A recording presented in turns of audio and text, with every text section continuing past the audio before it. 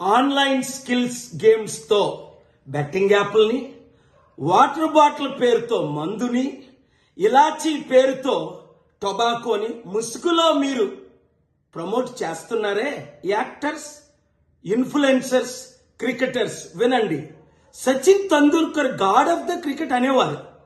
ఆయన ఒక god of the devil అయిపోయాడా ఏంటి? ఆయనకెందుకు ఈ యాప్లు ప్రమోట్ చేయడం?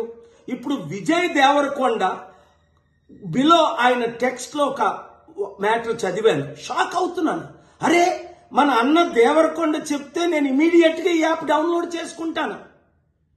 అలాగే బాలకృష్ణ అట, మంచు లక్ష్మి అట, ఇలాంటి వారు 25 మంది ఇప్పుడు అరెస్ట్ అవబోతున్నారు.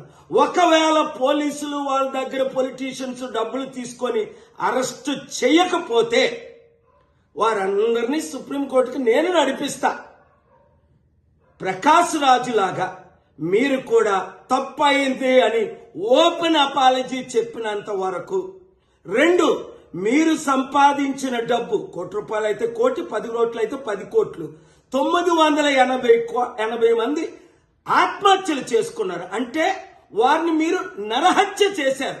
మీ ఇన్ఫ్లుయెన్సర్ మిమ్మల్ని ఎంతో ఫాలో అవుతున్న ఈ ఫాలోవర్స్కి మీరిచ్చే గిఫ్ట్ ఇదేనా?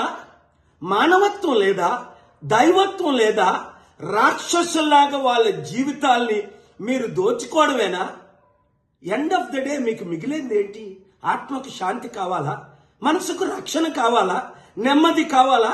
ఫ్యూచర్ మంచి పేరు కావాలా? లేదా చరిత్రహీనులుగా మిగిలిపోవాలా? ఆలోచించండి. 72 గంటల టైం మీకు ఇస్తున్నాను.